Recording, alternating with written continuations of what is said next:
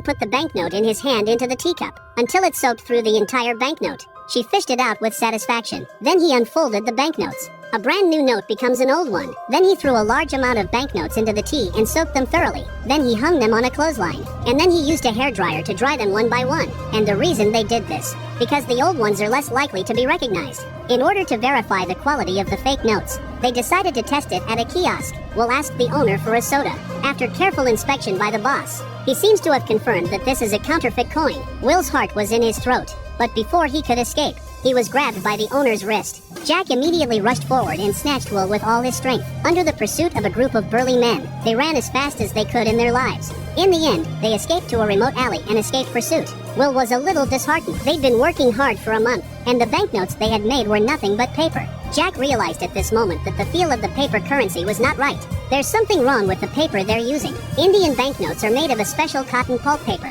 The paper they'd seen in their lives was wood pulp paper. Not only did they feel different, but they also sounded different when they were creased. After comparing the two, Jack finally found the same cotton pulp paper in a magazine. They bleached the magazine first. Then they hand drew the patterns on the bills. Then they put together each piece of the drawing. The first draft of the front and back of the note was made. The front and back of the banknote are scaled and micro-engraved, and then polished. Then baking begins. The template takes shape. Next, start printing. The banknote is covered with color-changing ink to make it appear different colors from different angles. The two of them have been tweaking it over and over again, using multiple printing methods to print only one color at a time. Then they cleaned the machine, changed the colors, and repeated the printing. Finally, they mixed a chemical agent and brushed it lightly. Not only does it change the color of the banknotes, and it can still become clear and indistinguishable from reality. Of course, there's still the most crucial step. That's the anti-counterfeiting security strip. Because paper currency is made up of two sides pasted together. They are punching holes on the front one, then put on the anti-counterfeiting strip and print the numerical code.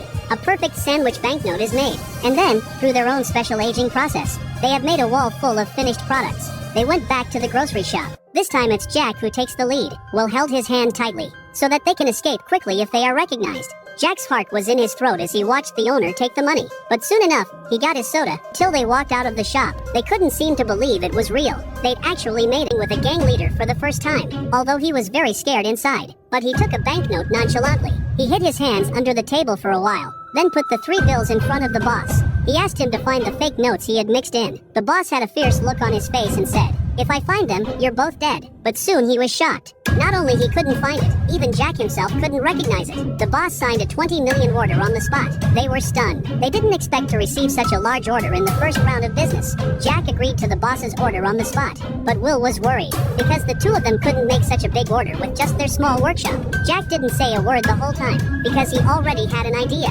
In the evening, he went back to his printing house and chatted with his uncle. But his uncle found out the first draft of their fake coins, and this was all on purpose, because he wanted to get his uncle on board, and he had the big printing press he needed. Jack took out a banknote and put it on the table. Uncle just took one look at it and was shocked. He picked up the banknote in disbelief. Is this fake?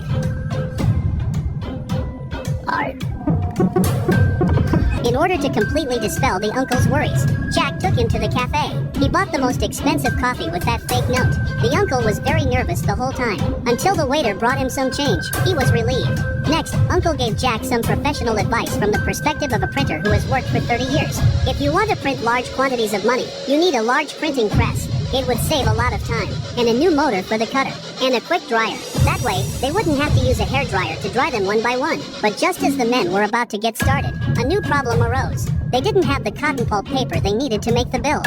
The way they used to do it was to bleach the magazines and dry them in the sun. But now the demand was so great that that method was impractical. Cotton pulp paper is strictly controlled in India and is not available to the general public. They had no choice but to find a group of gangster friends. They broke into the biggest paper mill in the area in the dark. The security guards were dumbfounded. In all their years of service, they had never seen anyone robbing white paper.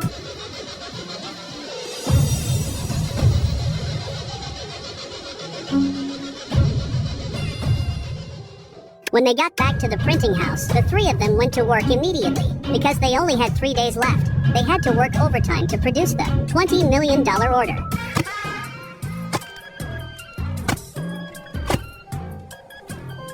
The boss was satisfied with the counterfeit notes. He paid off the money in full, just as they were about to leave. One second. What's your name? Artist. We need more fakes. Anytime.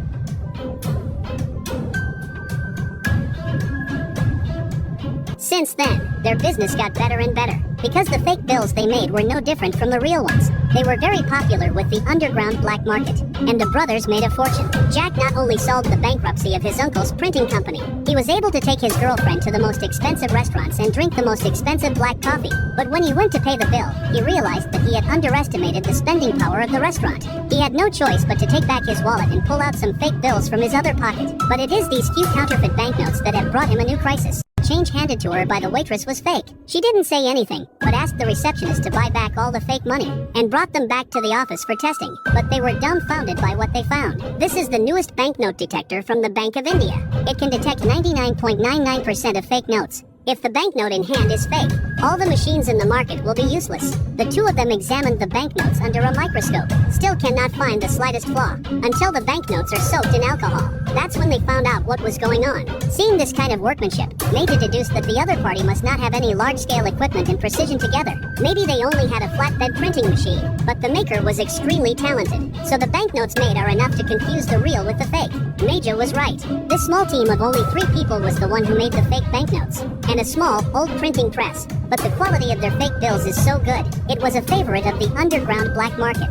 That day, Jack received a big order of $200 million. The only thing he asked for was home delivery. Jack didn't hesitate and immediately accepted this order. When he got back to the printing house, his uncle objected, because it was just a small business before. The police wouldn't notice them, but if they were to produce on a large scale, there will be a lot of problems. For example, the problem of purchasing raw materials. Uncle's words were a wake-up call for Jack. They had to make it look legal, so they applied to register a publishing house, and they got a deaf mute from the village to become the company's owner. Under the guise of a publishing house, Jack ordered enough cotton pulp paper. Next thing you know, they're working overtime making counterfeit bills. But what they didn't realize, their troubles will come soon. Major requests a thorough investigation of all printing factories in the city from her superiors, because this kind of sandwich counterfeit money looks like it was made by a small workshop. But the chief thinks there are nearly 100 printing houses in the city. Finding the real nest is like searching for a needle in a haystack.